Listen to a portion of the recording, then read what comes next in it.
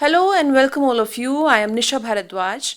Please listen to an interview on India's launch vehicle program having indigenous capability. Expert is SHRI Anurup MS, Director, Space Transportation Program, ISRO, Headquarter. Interviewer is Ms. Roselind Mathew. National Space Day is being observed on 23rd of August this year. Today with me in the studio is SHRI Anurup MS, Director, Space Transportation Program Office, ISRO Headquarters, Bengaluru. Welcome to the studio, sir. Thank you. Today, SHRI Anurup MS is going to talk about India's launch vehicle program having indigenous capability. Sir, what are the key launch vehicles developed by India? Can we start with that question? Thank you. So it's indeed a privilege to be here at the National Broadcaster Studio sharing the technologies of space transportation systems or launch vehicles.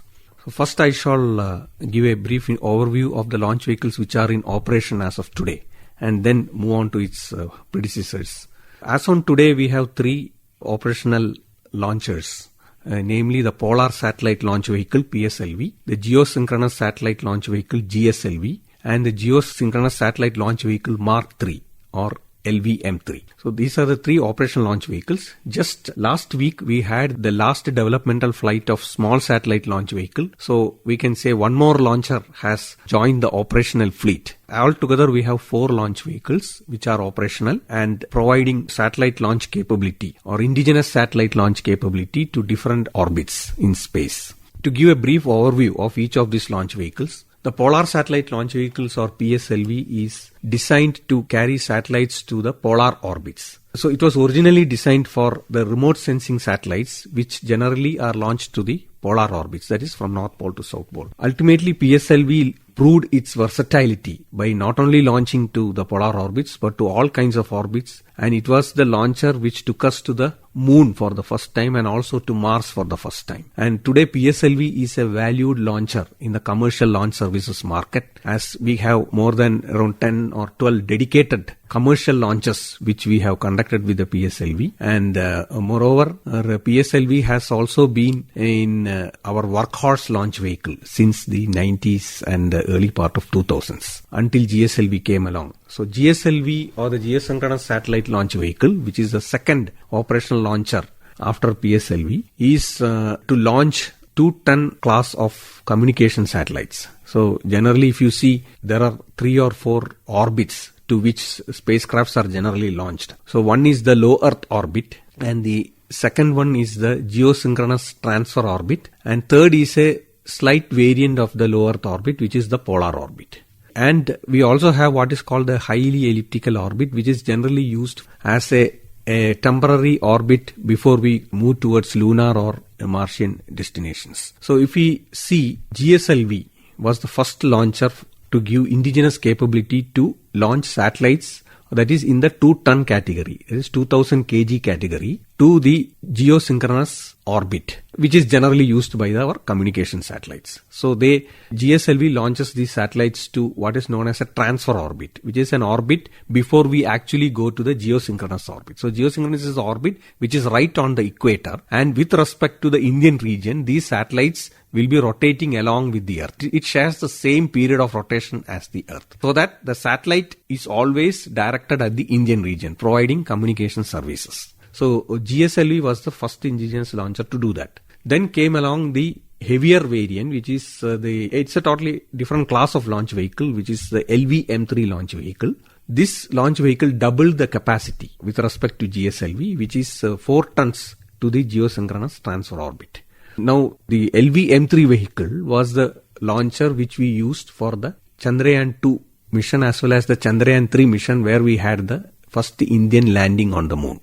Then recently, last week, as I mentioned earlier, was the small satellite launch vehicle, which can launch around 500 kg to low Earth orbit. And this launcher was designed by ISRO for the industry, because today, as you can observe, there is a shift towards smaller satellites and large satellite constellations. So the launches of smaller satellites to the low Earth orbit is increasing, and a lot of satellites, maybe even up to 3,000 satellites per year, are expected to be launched over the next 10 years per year. So there is a growing market for small satellite launch vehicles. So utilizing our existing technologies, we designed a smaller rocket an all-solid rocket which can be quickly assembled within a period of 3 days and launched. So this gives a capability for us to tap into the small satellite launch services market as well.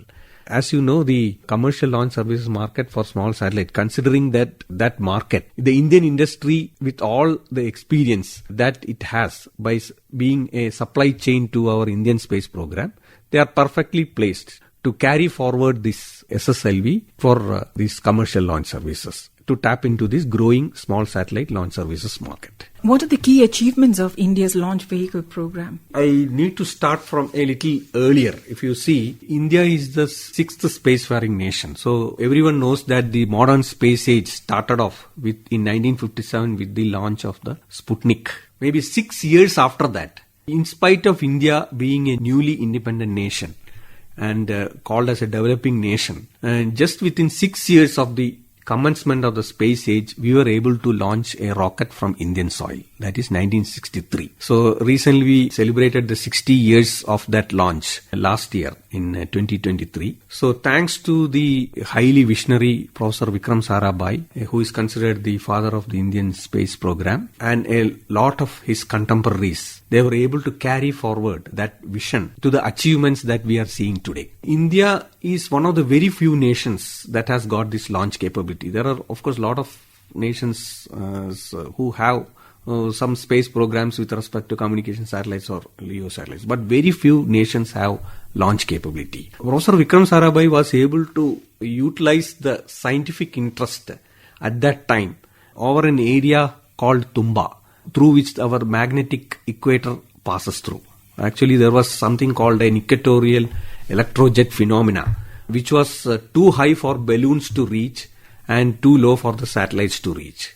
So Vikram Sarabhai positioned the Tumba as a destination for global scientists to come and launch what are known as sounding rockets, which are low altitude rockets which do not actually go into space. We call it suborbital sounding rockets, to take payloads into this region and take measurements. This was the first application of launchers from Indian soil. So gradually we built our capability from these low altitude launchers to orbital launchers through an experimental phase. So that is, during that phase, we developed the SLV-3 launcher, then the augmented satellite launch vehicle. These launchers provided the perfect background for the operational orbital rockets that we see today. So these experimental phases, some of which there were early failures during the course of this development, but they taught a lot of lessons. And thanks to the visionaries during that time and a very dedicated and skilled workforce who would work day and night to make these milestones possible.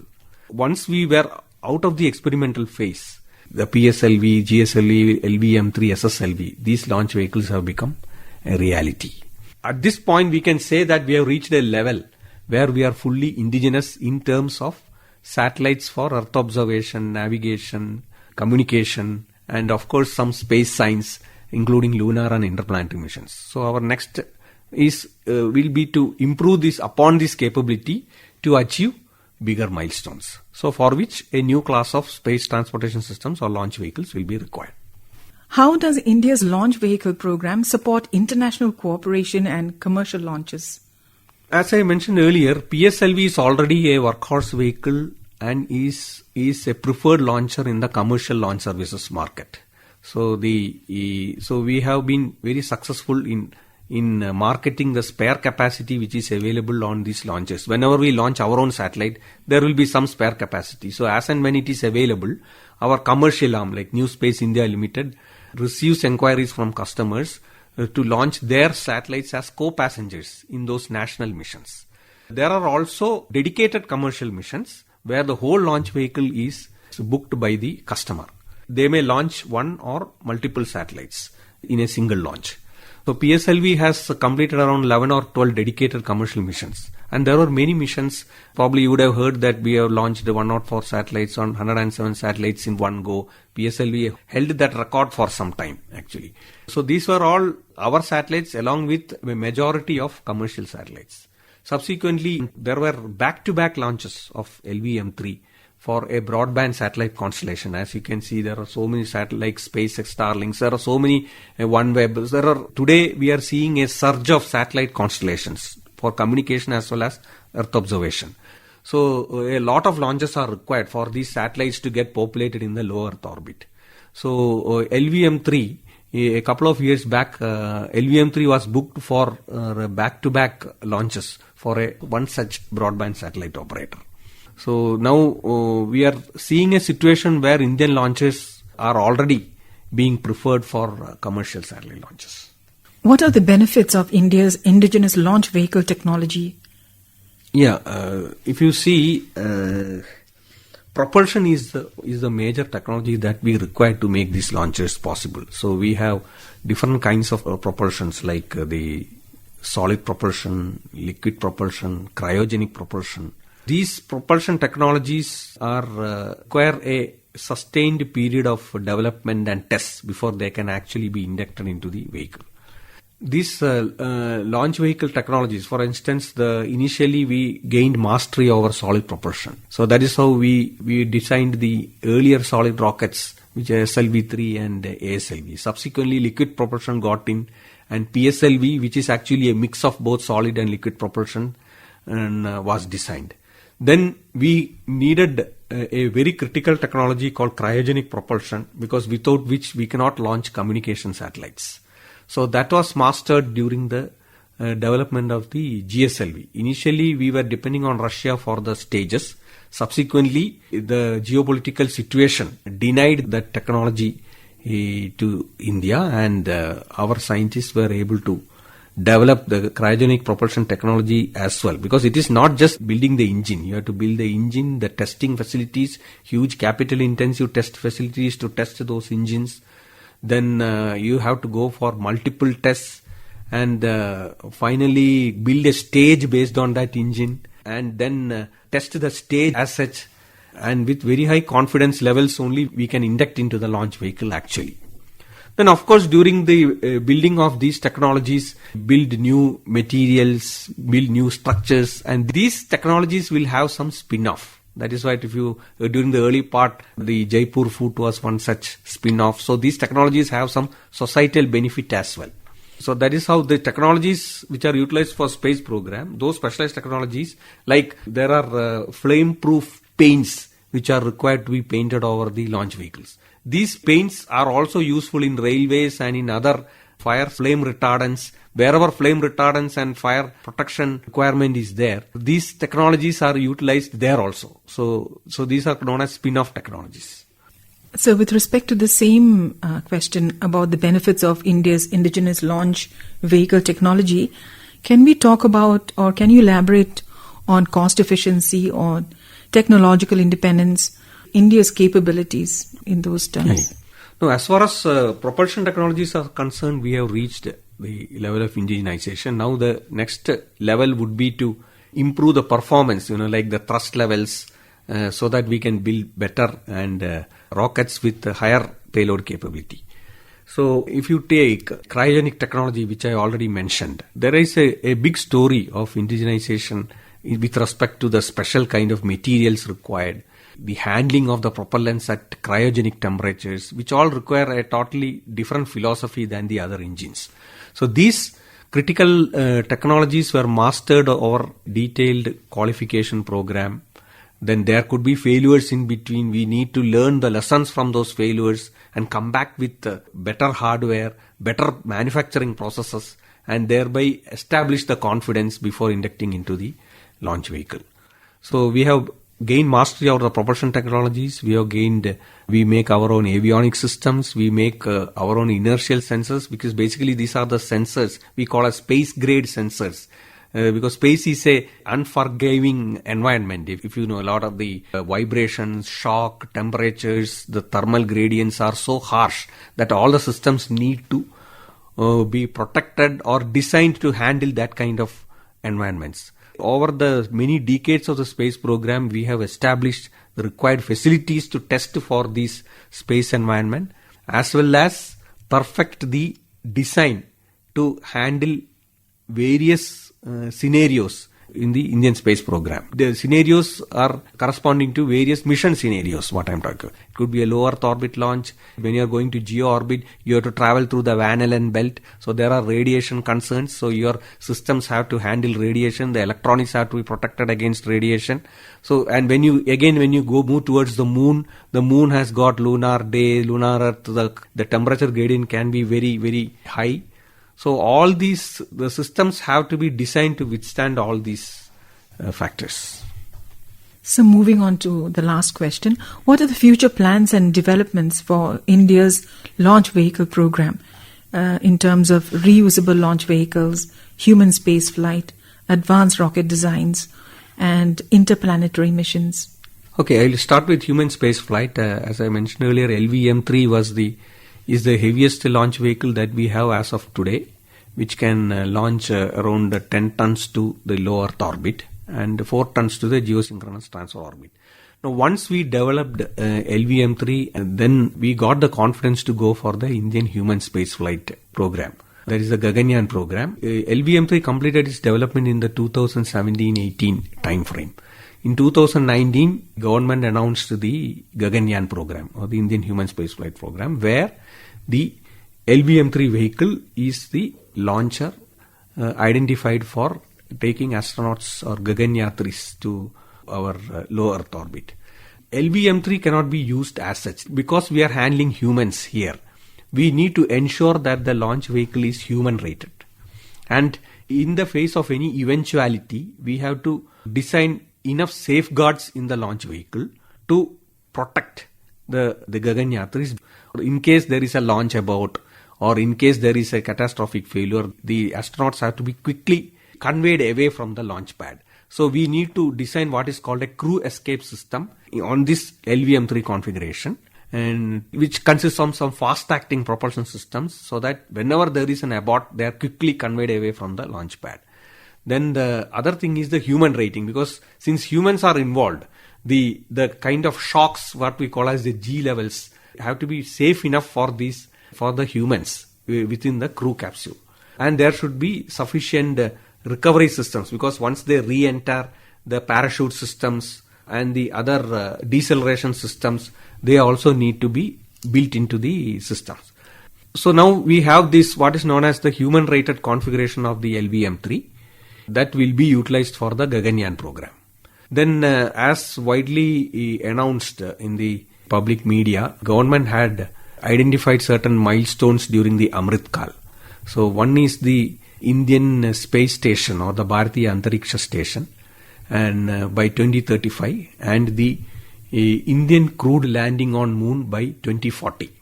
So obviously these milestones require higher payload capability and a far higher launch frequency. So that is where reusability and cost effectiveness come in. So since all our launch vehicles are based on indigenous technologies, there is a cost effectiveness also as part of that. And the launcher, it's a continuously improving systems. The R&D teams in ISRO, they constantly look for avenues and opportunities to improve the capabilities as well as indigenize the various materials and technologies, is bringing in better efficiencies and cost effectiveness. So that is a continuous process that we have been doing for all our not only for launch vehicles but for all our space systems. So the next level of performance that we require would definitely incorporate reusability and higher payload capability, because if you have to achieve the milestones like the space station as well as the crewed landing on moon, we need a different or rather a new generation of launch vehicles. So for which R&D we are on the job. So many critical technologies are getting matured, initiated to define a new class of launch vehicles. So what about advanced rocket designs and interplanetary missions? Yeah, when we are developing rockets for the Indian crewed landing on moon, naturally the payload capabilities and the capabilities required for interplanetary mission are also built into that. So today, if you want to launch a satellite towards Mars or maybe to the outer planets, the same heavy rockets that we are going to design for this crewed landing will also be utilized for this interplanetary missions. So before that, anyway, we have to do a lot of pre-landing missions for scientific explorations and a lot of research missions, in order to decide on the locations to land and all that. So obvious, because there is a series of missions. These are not just one mission. So if I have to achieve a space station or if I have to achieve a crewed landing, there should be a lot of precursor missions that will validate several mission scenarios before we actually do it. So some of these missions will definitely be utilized for science exploration, and the same rockets can handle interplanetary exploration as well. For the general public who's listening in to you, how can we support the space mission? Oh, that's a good question. So the Indian public has generally been very, very supportive of the Indian space program. Actually, this can be observed by the fact that our beloved chairman ISRO has been receiving lot of communications, congratulatory messages after every milestone missions, and also even design ideas, not only from adults, even from school children. We receive letters giving certain ideas, design ideas, which give us the impression that generally the Indian public is all excited about the launch program. Because as far as Indian space program or any space program is concerned, a launch or a launch vehicle is the most visible aspect of the space program, right? Because the feeling that you get when a rocket takes off, when you feel that vibration when you're sitting in that or a launch site or the launch control center, it is a feeling that you can never really fully describe. So that is the most visible part of the space program. So this is the same excitement that is being shared by the Indian public in general, because they see a rocket actually taking off with all those flames, and so whereas once it gets into orbit, we get very little to see, right, of the satellite and all that, probably with some onboard cameras. But when you see a launch vehicle taking off, that is the real visible aspect of that. So probably that is what is exciting them and makes them look forward to more and more launch vehicles from ISRO. So what is your message to the youth listening in? Well, my message would be that there are several exciting opportunities within the Indian space program as we move towards bigger and better milestones. Space is a multidisciplinary area, so it is not any branch of science or engineering that is there in the space program. Some may argue that, biology is not there, medicine is not there. But with the Gaganyaan program, even biology, bioastronautics, medicine have also got into the space program. So space is, if anyone is looking for a multidisciplinary environment where you can connect to various systems and actually feel the challenge of developing something and feel the joy and inspiration of having developed something which is going into space, then space is the area that you need to be in. So, and if you were talking to school students directly now, what are you going to tell them? What are you saying? I would say study well, understand your concepts well, learn all you can about space, because that is what is going to inspire you for a technological future, and which is better for the country and which will provide many benefits for the country. Your message to the parents of those students and the youth? My message to the parents would be to encourage them, provide them enough exposure to these areas through planetariums or watching the space launches, learning about or discussing with them about these space programs. Because I have come across school children, they know a lot of inside details about even cryogenic engines. Okay, so I have seen, just because my daughter is in part of a school van, she says that because they know that she is the daughter of a space scientist, there are people who would come to her and start discussing about cryogenic technologies. So school children are inspired to that level. They know details which they are not supposed to know. That means a lot of reading and absorption is happening at a very junior level among children who are actually interested in this. So I have met some 2 or 3 school children who are really, really interested in space, and they know even the detailed working of these propulsion engines. So how do you visualize India's future? No, I think the future is bright, considering children sincerely hoping that they will still work for the Indian space program rather than moving out. But I think there are enough opportunities in India, and India has got a very bright technological future. So because today I am seeing a lot of convergence, not only in space technology, in many areas we are seeing some convergence happening within India. Whether it is AI, ML, even biological sciences, advanced medical sciences, genetics, along with space. So I foresee with some confidence a very bright technological future for India. It's really very inspiring. Thank you. Thank you, Mrs. Roselind. It has been nice talking to you and sharing our views. And thank you for your appreciation of the Indian space program. Thank you so much. And the whole country is with the space mission, sir. Thank you. Thank you. On the occasion of National Space Day, which is being observed on 23rd of August this year, we had in the studios SHRI Anurup MS, Director, Space Transportation Program Office, ISRO Headquarters, Bengaluru, talking to us about India's launch vehicle program having indigenous capability. Thank you, sir. Thank you. You were listening to an interview on India's launch vehicle program having indigenous capability. Expert was SHRI Anurup MS, Director, Space Transportation Program, ISRO Headquarter, and interviewer was Ms. Roselind Mathew. Contributed by Akashvani Bengaluru, read by Nisha Bharadwaj and presented by Dilip Jha. This broadcast came to you from Indraprastha channel of Akashvani Delhi.